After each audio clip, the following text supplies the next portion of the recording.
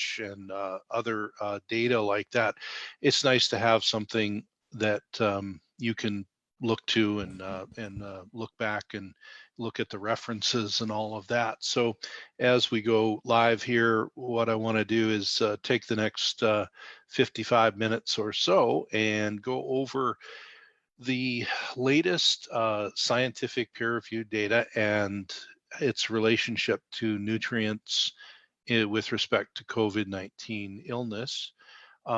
So for the purposes of the newsletter that it's laid out in there, but also for the purposes of our talk today, the infection is from the virus called SARS-CoV-2, and the disease we just call COVID-19, the acronym, and then the year we believe it started. So that's what I'll just refer to as COVID-19.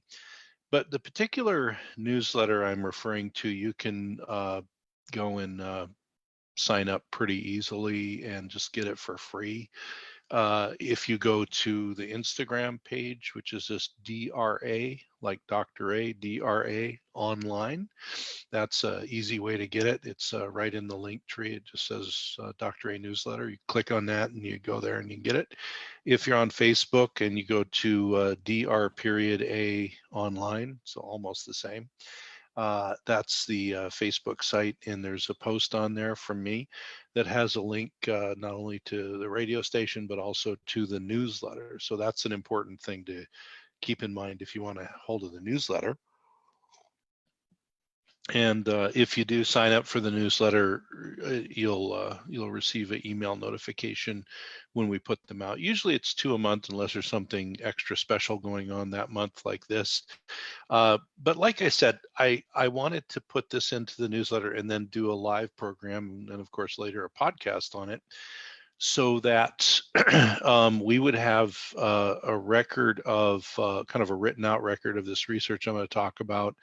Because one of the things that people will comment on sometimes, especially if you watch, say, my LinkedIn or feed, or especially Twitter or Instagram or Facebook, I'll post an image of maybe one of the papers. It's interesting, etc. But it's always people always wonder, well, is that the only one, or are there others? Do they get into things? And I even had some, good comments about, well, this one paper you showed doesn't have specifics.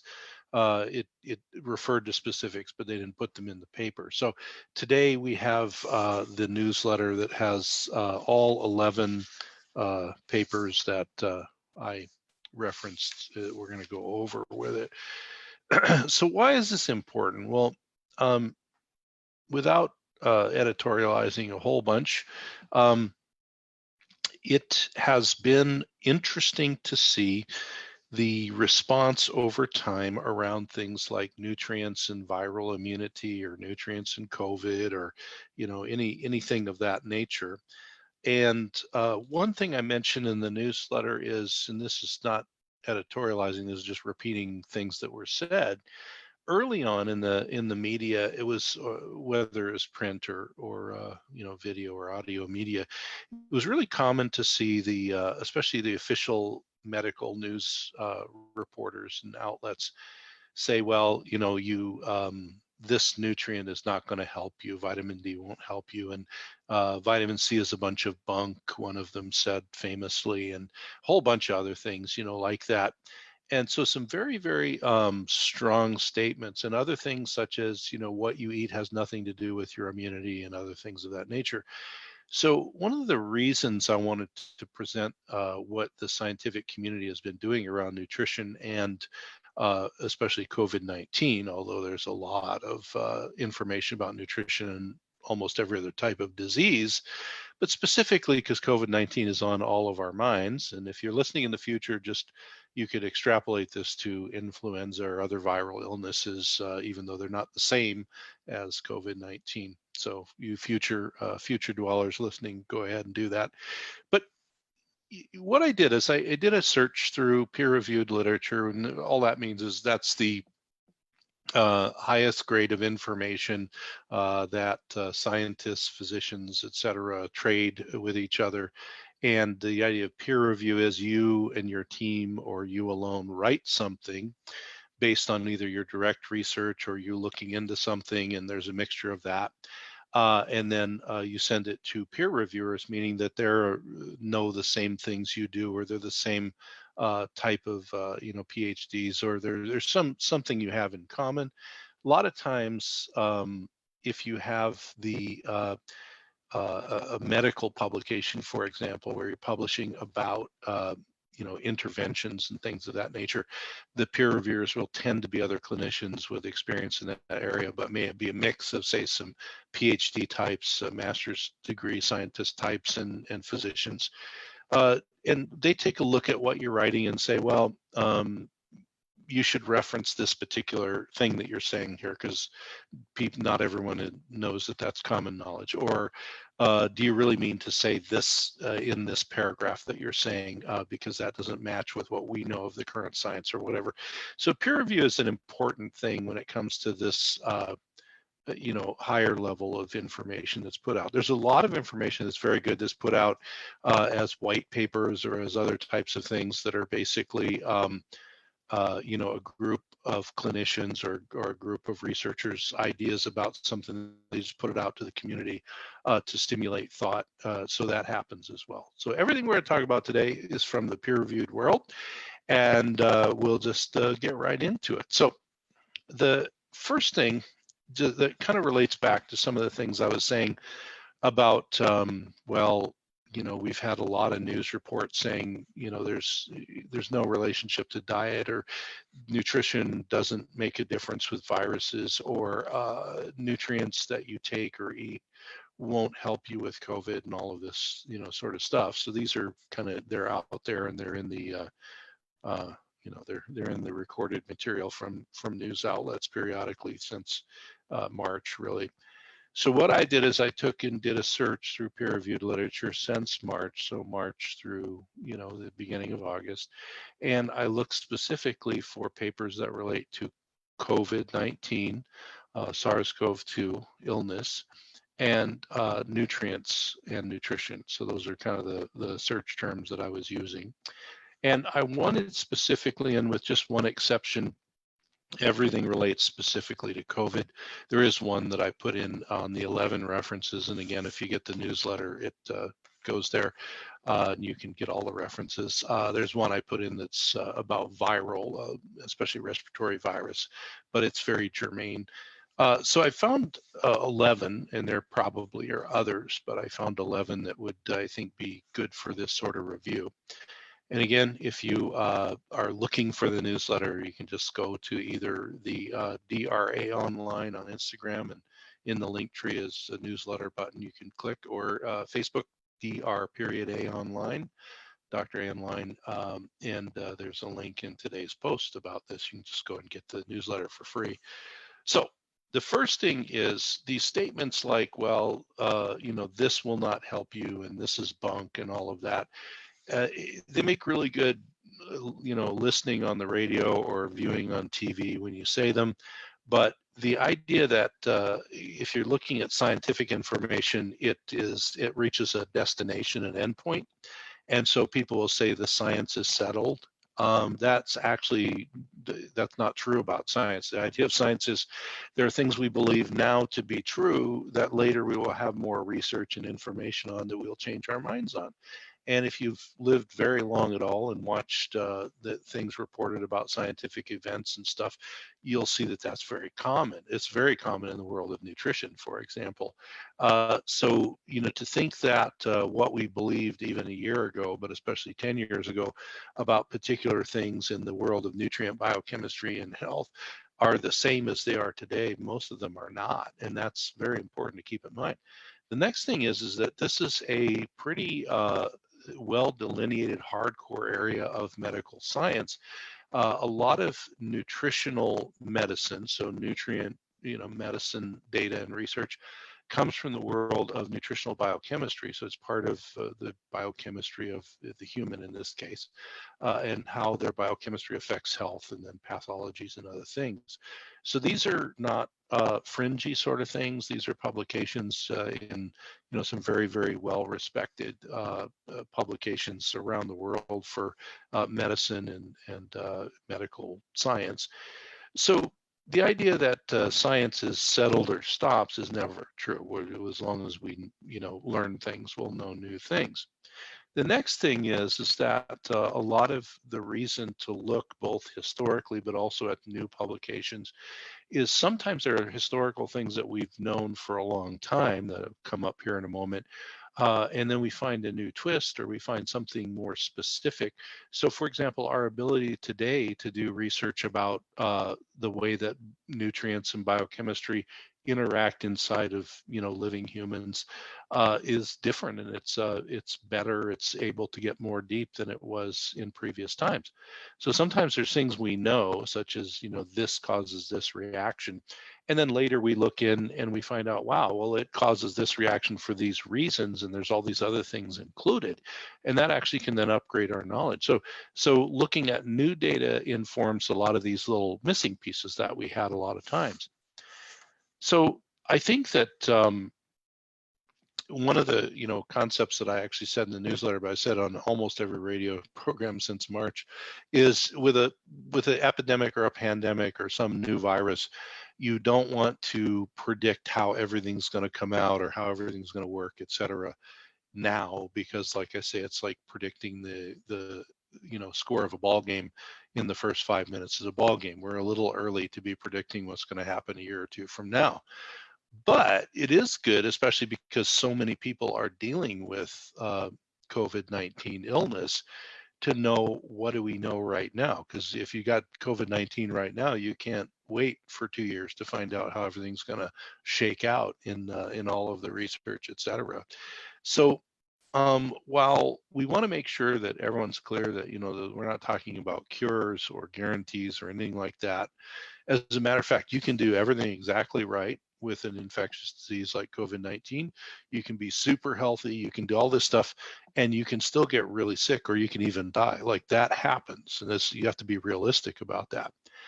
Is it statistically likely that it will be less intense and you're less likely to die? Yes, based on the few human research things that we've seen where they've done different things with patients. Yeah, it does seem like that, but there is no guarantee that the most perfectly enacted diet and nutrient strategy and everything else is going to protect you 100% from any disease, especially COVID-19, and it's not going to protect you even from dying in every single case. But in most cases, what the research is showing is it has a huge effect. So while we don't want to be Pollyannish about this and say, well, if you do all these things, everything's going to turn out just fine and you're going to be perfect and not get sick. The other side of the coin is this is not a good time to experiment with trying to do things, in a less than healthy way. The more healthy you are when you encounter things, usually the better that you weather them. And that's really important to keep in mind. Okay. So the other thing is that we're talking about research that relates back to basically common sense and logic. If you think about the idea of nutrients and health, et cetera. So what we put into ourselves through eating is the currency by which our bodies operate. And so when we eat and consume fluids, et cetera, that is all broken down into micronutrients. So macronutrients are like how much fat and protein and carbohydrate and stuff you get in. Micronutrients are how much of the different B vitamins and vitamin D and A and all this stuff are you getting in from your food. So micronutrients are the currency by which everything works in your body pretty much through one means or another. There's a lot of different ways nutrients work. But if you think about that, then if your immune system, which it is, as we've talked a lot about specifically on other programs, is the hub around which you either repel foreign bugs or you live through them or whatever it is that you do. And also the response, the level of response of the immune system, which we've talked about, so not too much, not too little. If that is all predicated on the food and the nutrients that we get into ourselves, obviously, logically, it makes sense that that has something to do with our immunity. Now, just to be clear, you can have genetic diseases and other things that affect your immune system. You can have other what are called comorbidities that affect your immune system. But regardless of all those things, they are still affected by the nutrient currency, the micronutrient currency that goes in. So a lot of this, especially early on, and coming from where I do from the medical point of view, but early on, hearing medical experts on TV getting really upset about people talking about vitamin D, and that's a bunch of bunk, as they said, and vitamin C doesn't do anything, and all these other things, that were said. I just thought, well, yeah, we don't want to overstate these things and say that they're like some miracle or something like that, but you also can't understate them and say, well, these are not worth anything, because that logically doesn't work in the face of the way human biochemistry and immunology operates. Okay, so we have to logically think about, yeah, we don't want to overstate, but we really don't want to understate either. So let's get into some of these things now. If I want to make a quick note to, if you are a scientist or a doctor or something like that, and you get the newsletter, you'll notice that the newsletter is written for everybody, so the entire public, for scientists, doctors, physicians, all of that sort of stuff. The references at the end are really probably the place. It'll shorten your trip on PubMed if you go there, and you can see the 11 references and use that as a jumping off point if you want to take a look at them. And I'll describe most of them and what they have pluses or minuses, but because the podcast and the radio show and the newsletter go out to people all over the world and of all types of education, I want to keep it to very conversational and just, very as informative as possible.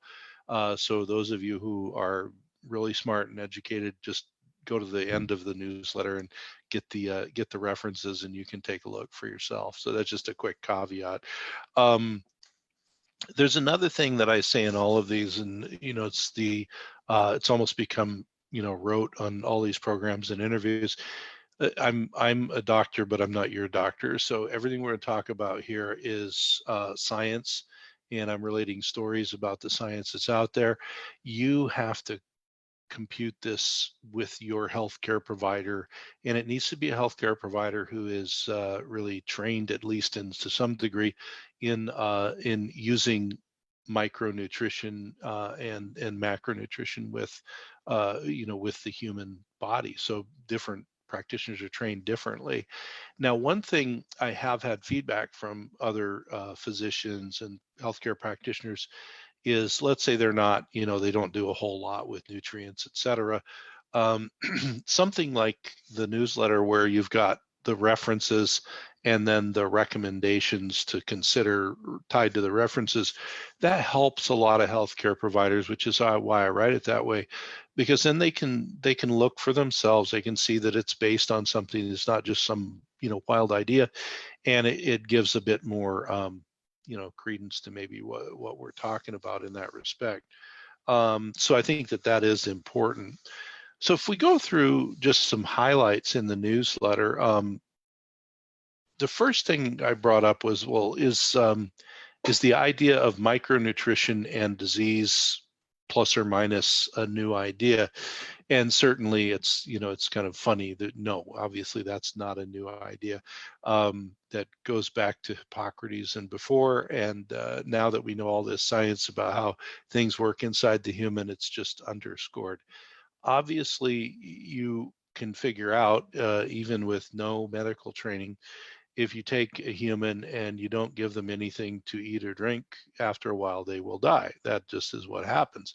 Well, part of the reason that they die is you need a base level of micronutrients going into you to help you out. So we get into that a little bit in the newsletter, and kind of what one of the papers does a nice job of saying, this is what we've known before. Here's the micronutrients that we focused on for immunity. And here's a direction the science seems to be taking us with respect to immunity, especially with viruses like the one that causes COVID-19. So I think that that's an important thing. And we bring that up kind of right off the top as a, as an overview. Now, the next thing I want to be really clear about is that there's a lot of information here that is focused on macronutrients from diet that get converted by your body to micronutrients. So remember, macros are like your carbohydrates, fats, and protein, how much hydration, water you get in, et cetera. And micronutrients are what they break down into. So there's water, of course, there's minerals, electrolytes, and other things, vitamins, et cetera, and then amino acids and all of that. So where do they go?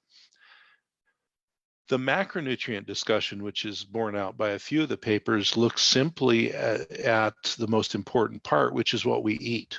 And there's something that I think is really important, and you'll see this if you read all of the papers. And the other thing I did, and these 11 papers, they are all available as free full text online. You don't have to sign in to anybody's server. You don't have to pay for them or any of that. So if you want to read every word of all of them and look at the characters and the images that they have, it's all there for you.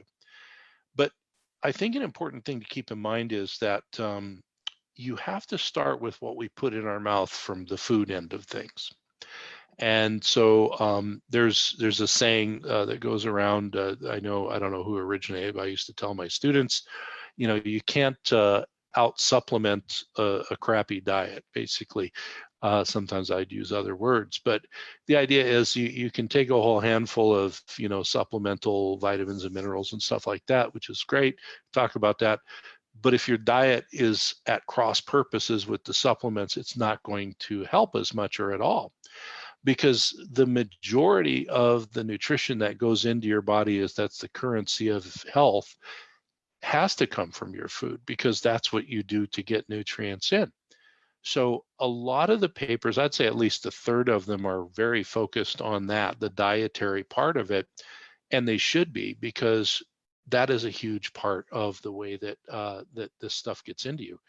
Then if you want to supplement on top of things, so you're going to take some extra vitamin D or some extra vitamin C or whatever, which we'll talk about in the last third of the program, that is just, it's the icing on top. Now, the other side of the coin is, if let's say you're doing all the dietary stuff correct, is there a need to supplement? Well, that's an open question, which has a lot of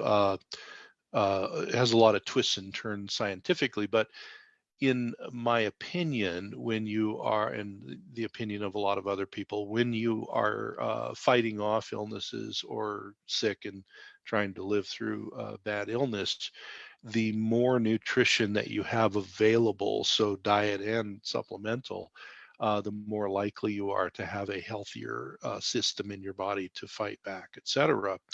And that's, again, not to say, like we said at the top of the show, that people who do all this stuff right still don't get sick, but you have probably less index of illness and a better time long term, not short term, getting through things. Short term, you can still be pretty darn sick. So I think that is just an important thing to keep in mind. Diet should be first. And so when it comes to diet, we've had a lot of programs specifically about diet and immunity that are focused on, macros and, how much of a carbohydrates and fats and protein, and what does that look like, and looking at, getting as many colorful vegetables in your life and your diet as you can, and all of that. Very, very important. And probably if I can line it up, and I can get my colleague and friend, Dr. Lisa Price, on, we'll do an interview. She and I have worked together on some ways. We met each other a long time ago in some cancer research that was going on, and worked on a project together to see if there weren't ways to get people who are ill better quality of food and things without it costing an arm and a leg, that sort of thing. So there's a lot of things that can be done in that respect, but mostly just eating as clean and as nutrient dense as possible. So, for example, and this came up in a question that I was reading yesterday, I believe, or the day before. There's been a lot of back and forth. There are people who live in areas that are known, identified as food deserts. So not desert, but desert, the other one. And that's literally where it's very hard unless they have a car and can travel, et cetera, to get to, a lot of variety for their nutritional intake.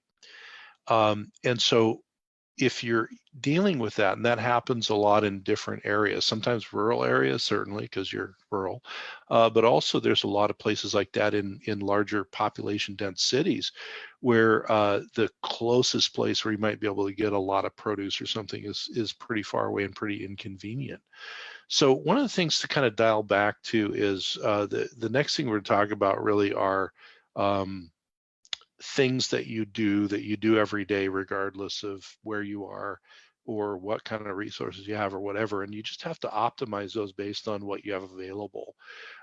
There's a lot of, for example, is not the only group, but for example, there's a lot of elderly folks who, don't get out and to shop much, and there's, other things, and maybe they don't have available a lot of food delivery services and things of that nature. And so they tend to get down to a pretty narrow diet, and they're eating the same things. And one of the things that you learn about early on in medical school is watching for people, especially either chronically ill people or elderly folks who really aren't eating a very wide menu, a wide dietary intake, because they just get a lot of nutritional deficiencies, and then that makes them susceptible to illnesses, et cetera. Well, that's been going on forever. It's just more accentuated now. So when we get into talking about things, remember, diet is first. If you have limited resources to get things for your dietary intake, there are things you can still do that are a little better versus a little bit worse, and just maximize what you can do. Okay, because I don't want this to be taken that, well, it's great if you can go out and go to the local organic food stand and buy all your organic food and all that stuff, and but I live in a place where I can hardly get any of that, and it's pretty hard to get a lot of food. um, this needs to be for everybody. You can make choices within what you can do, but it's good to be educated either way it goes. Now, if you want a lot of the detail on this information, you can certainly go and read through the newsletter. But I'll just sort of get down to a couple of basics, and then we'll get into the recommendation part, which is the part more people are interested in, like, well, what specifically do I do? So a couple of things. They have some in here. I have some references to papers, these scientific papers that looked at what are the factors that come when you're in a quarantine or shelter in place or whatever you want to call it environment.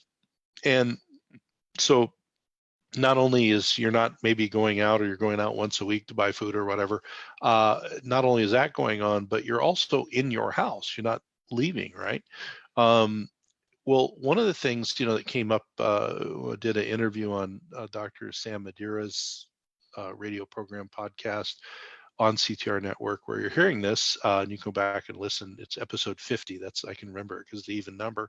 We talked a lot about that, and how one of the concerns, and these research papers bring it up, is when you're stuck inside, you're not likely to get as much exercise. You're not as likely to have, you might narrow down to comfort foods, which aren't always the most, you know, the most nutritious.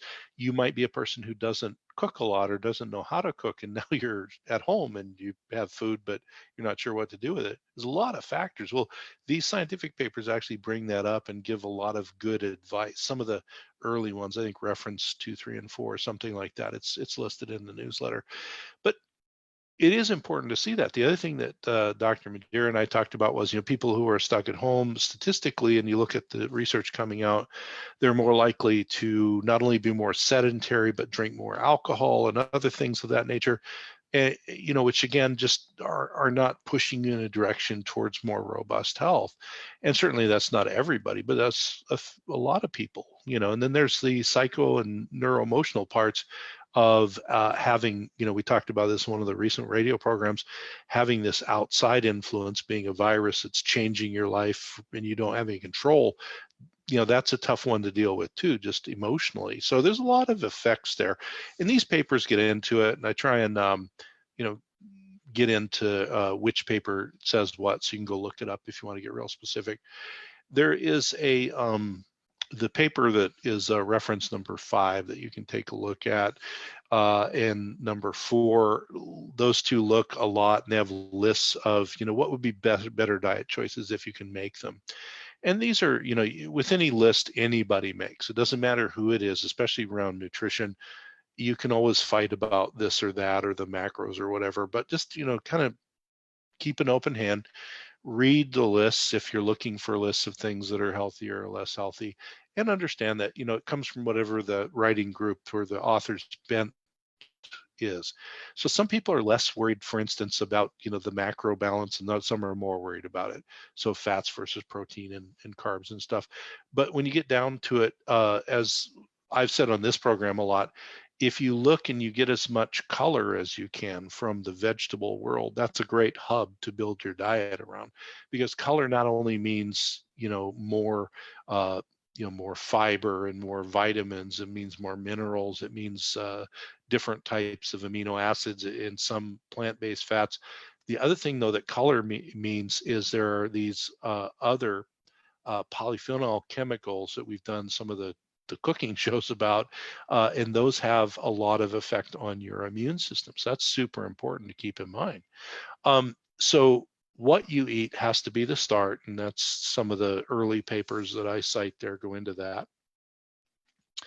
Then there's some other things that don't come up as often, but some of the authors in the papers here brought up, which I think was really wonderful. And that is some what you almost think of as ancillary nutritional interventions, although they're part and parcel of how humans work. One being something not talked about as much. It is talked about a lot in nutrition, but maybe not as much with viruses. The type of fats that you get. So there's a lot about omega oils, omega fats, and what they do for you. There's also a fairly good bunch of information about probiotics, and you could look at that as prebiotics as well, which means the foods that trigger you to grow the right microbiome.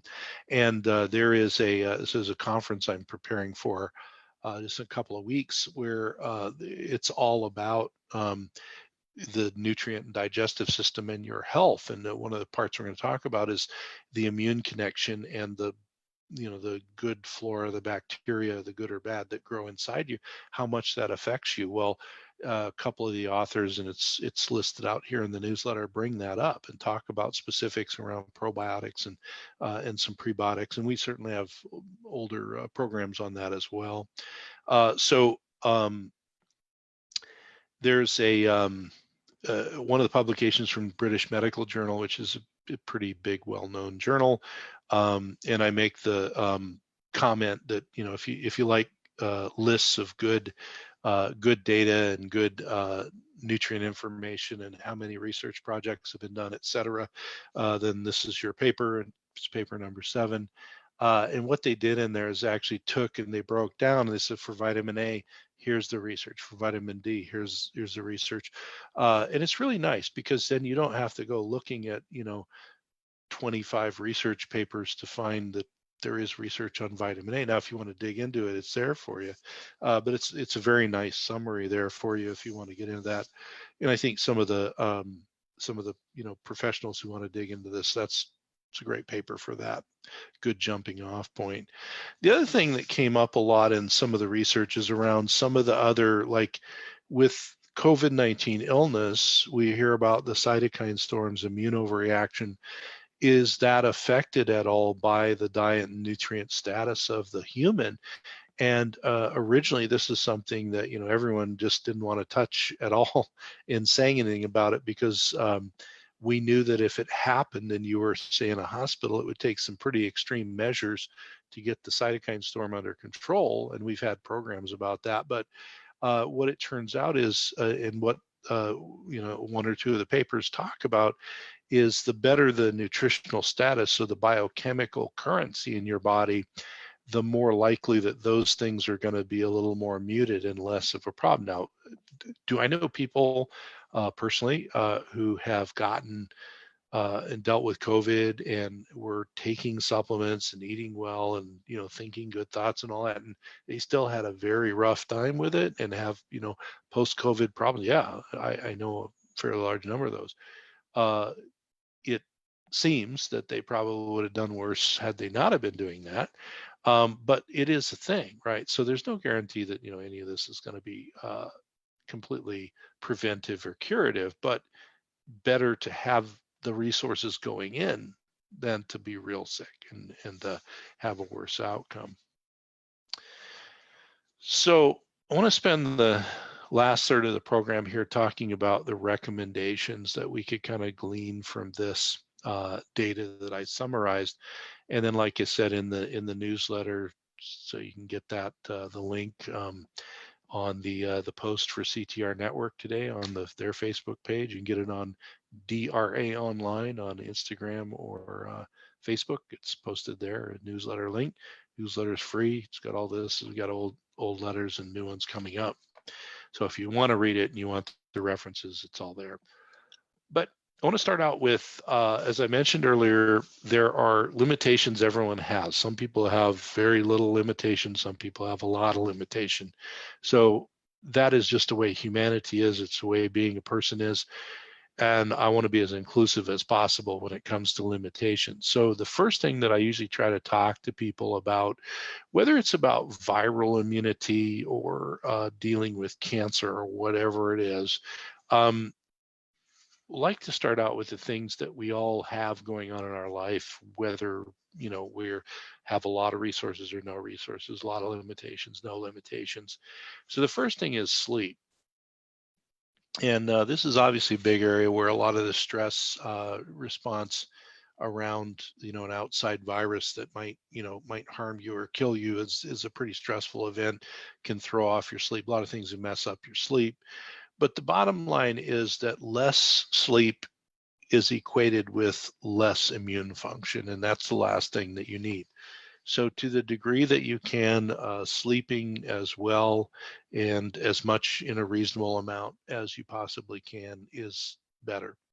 And most of us have had this experience. I know just personally from, without looking at research projects, when I have gotten run down and I've been extra busy and I'm not sleeping appropriately, you tend to get sick a little bit easier. Well, it's because your immune system does have to recharge. So sleep's very important. Another thing that we all do or we die is hydrate. So the most important thing that you can put in as far as fluid into your body is water. And that's because the currency literally that everything operates within is water inside of your body. And if you think about it, your body's super dynamic. It's like, you've got the area from the blood going to the area outside the cells to the inside the cells and back around. And that whole system has its own operational mode that it's in, and it's operating 24/7 every second of the day. So if there's not enough fluid and hydration to take the good nutrients in and the toxic stuff out, things back up and you actually can become functionally deficient just because of lack of hydration. So making water your first primary fluid that you take in, and then everything else after that is probably the best way to go. It makes me want water. Also, I'll talk better if I'm hydrated. The other thing we've talked about, which you can go to old programs, with a virus that primarily comes in through the respiratory mucosa, mucous membranes, the more hydrated you are, the better their immune function operates. So it's sort of a double benefit there.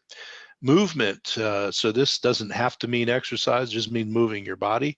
The more that your muscles, the things that move you around, the more they do, the higher the metabolism that opposes infections and bad immune stuff is. The more you're sedentary and the more your fat is metabolizing, the lower your immunity goes. And we've had a lot of programs on that, but that's sort of a thing.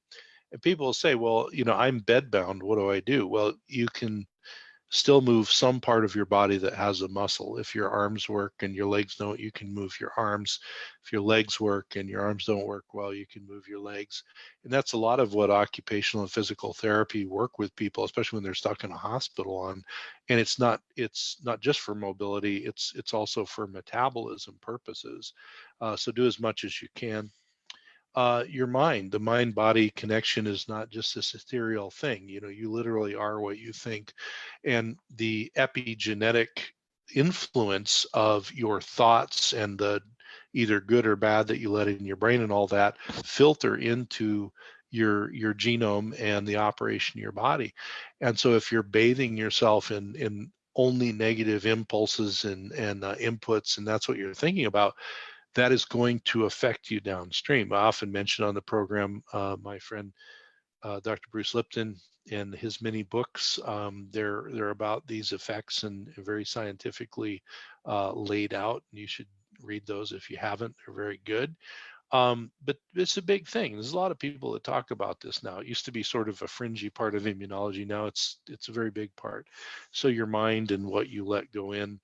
Um, and then just the rest of you, there's a lot of lifestyle things that either bring us more fulfillment and joy in our lives or less. Everyone has things that are unpleasant that we have to do, or maybe not unpleasant, but just things we'd prefer we spent less time doing. We just got to do them to stay alive or work or whatever. But with whatever amount of time you have to focus on and do things outside of that, uh, do it. Time is short, life is short. Do it in things that bring you some level of joy, peace, centering, enjoyment. And again, we've had a lot of programs on that, so I just mention it in passing. We mentioned diet globally, so I don't want to belabor that more. There's tons of past podcasts on diet and even some cooking ones that you can look at, so you can go back there. But I want to just go through, and I've done this before on programs, but now that I put it in the newsletter, I want to explain some of the specific supplemental nutrient things. So again, first are the lifestyle things, then the diet, what we're putting in, and then supplements come after. But our supplements important, I believe, based on the science and the way I read it, and the way most other people read it, that yes, and you can argue how much are important, but especially when fighting with a potential outside thing like the flu or COVID-19 or any other thing, it's better to do it than not, is my personal opinion. Now, the next thing is, again, these are not medical recommendations. These are things that come from this science I'm sharing and give you ideas about what to do, but nothing, you shouldn't put anything in your body from supplements or drugs or anything like that that doesn't have the filter of a healthcare practitioner to help you out with that, especially some of the ones that are fat soluble that you will talk about right at the top of the head.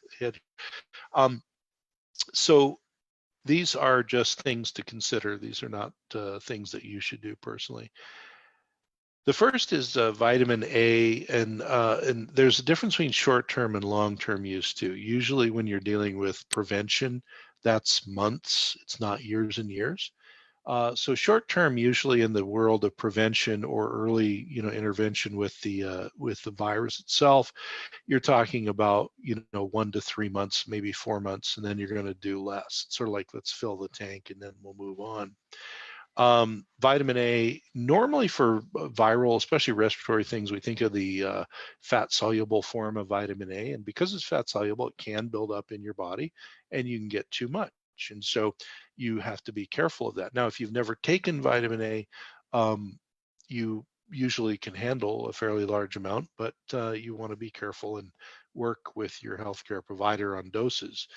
Normally, though, what I've used with family members has been around 25 to 50,000 international units of the retinol form, the fat soluble form, in times of flu, cold, COVID-19, et cetera, a day. And then over the first 2 or 3 months, you kind of back down on the dose.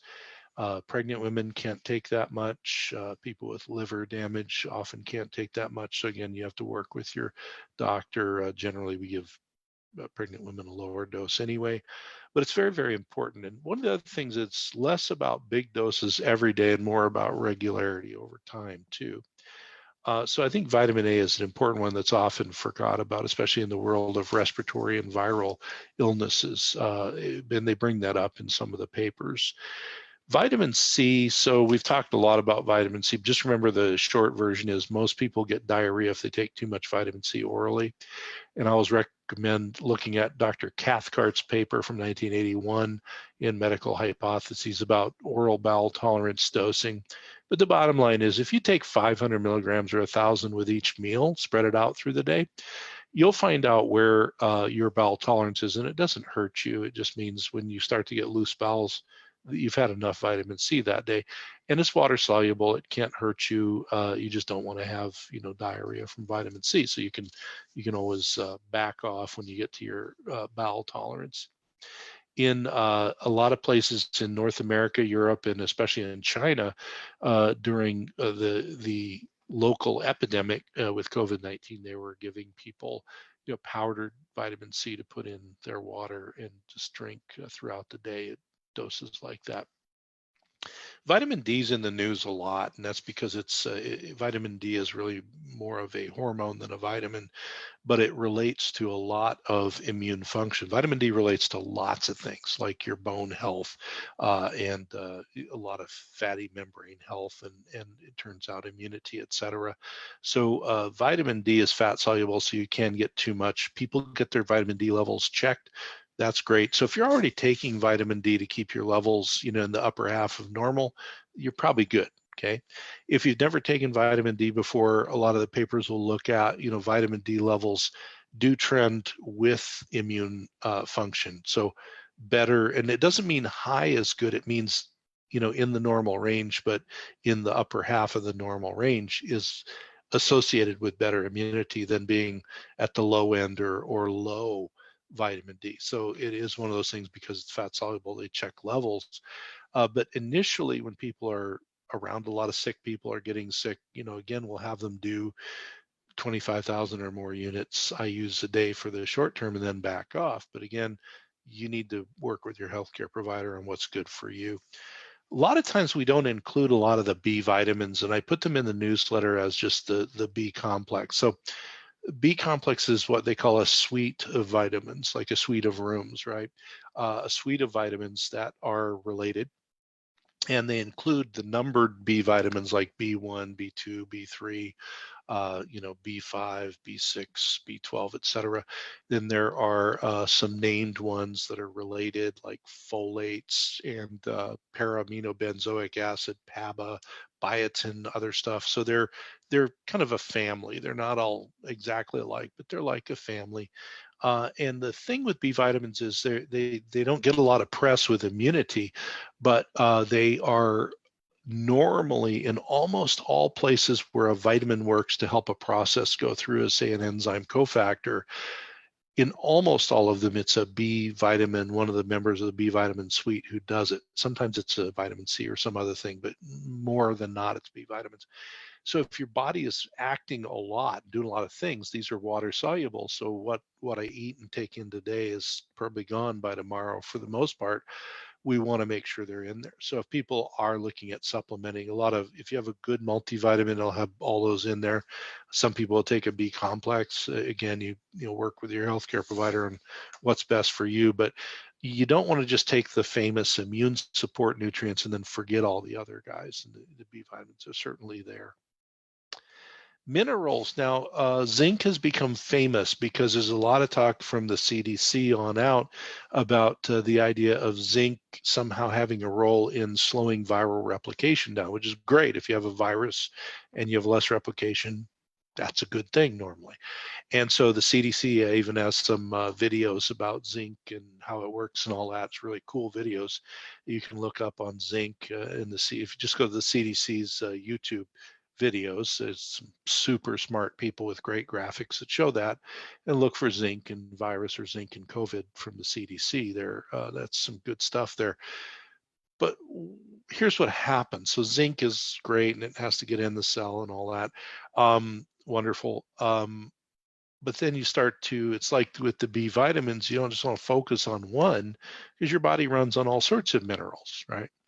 So what we have tended to have people do, especially like in my family where it's more you're working on prevention and all that, is to use, instead of just a whole bunch of one mineral, get a multi-mineral supplement, kind of like a B complex for the B vitamins with all those special things, multi-mineral that has zinc and selenium and chromium and all of those helpers. Now, in people who are actually sick, they will often recommend that they do extra zinc. So let's say you have 30 milligrams of zinc in your multi-mineral, they might add another 25 to 50 milligrams of zinc on top of that if you're sick. And that's probably a good idea because, again, minerals are mostly water soluble. They move through the body. Now, something that people will bring up about zinc is you look in nutrition books and it says, well, if you're giving extra zinc, you have to give copper with it because they balance each other out, which is true. Now, short term, it's not such a big deal. So meaning 1 to 3 months, they're not going to get that out of balance. But long term, one of the reasons that you would maybe get your levels checked and or just use a multi-mineral that's balanced out is most balanced multi-minerals are going to have a ratio of zinc to copper. It's a big zinc, small copper. So if you're taking it every day for 5 years, you're going to keep your ratios in line. Short term, while you're dealing with infections and stuff, it's less of an issue unless you have a known copper deficiency. So again, when it comes to copper and iron and some of the things that we need a little bit but not a lot, you do want to have those looked at if you're going to be taking them over time. So I think while zinc is certainly important, the other minerals like selenium and chromium and all the other guys are also important. And so a multi is good. And you think about where you get minerals, whether it's from the plant kingdom or animal kingdom. When it comes to things of that nature, they generally don't come singly, they come as a group, okay? And then one other thing, and I mentioned quercetin, which is a bioflavonoid, comes from plants. You can take that. It's been in the news about helping zinc in the cells, so it's kind of famous there. But the other nutrient that a lot of people talked about that I think is really important is N-Acetyl Cysteine. So amino acid cysteine we've talked about, helps with mucous membrane immunity, mucus flow, helps with glutathione formation and a bunch of other good things for the immunity. N-Acetyl Cysteine is the least expensive way to boost your glutathione levels and help your mucous membranes. So N-Acetyl Cysteine normally, they come usually 500 or 600 milligrams in a capsule, and they take them, one with 2 or 3 meals a day. And so if you were down and you could do your diet the best you can, and you only had money for 1 or 2 supplements, honestly, what I would do is the best food you can eat, hydrate a lot, and then vitamin C and N-Acetyl Cysteine, which are in the list there in the newsletter, are the cheapest, literally best defense if you can only buy 1 or 2 things, vitamin C and N-Acetyl Cysteine as far as supplements. So if you're interested in the newsletter, because we're running out of time, on Instagram, it's just DRA Online, DRA Online. On Facebook, you can go to the CTR Radio Network platform, Contact Doc Radio.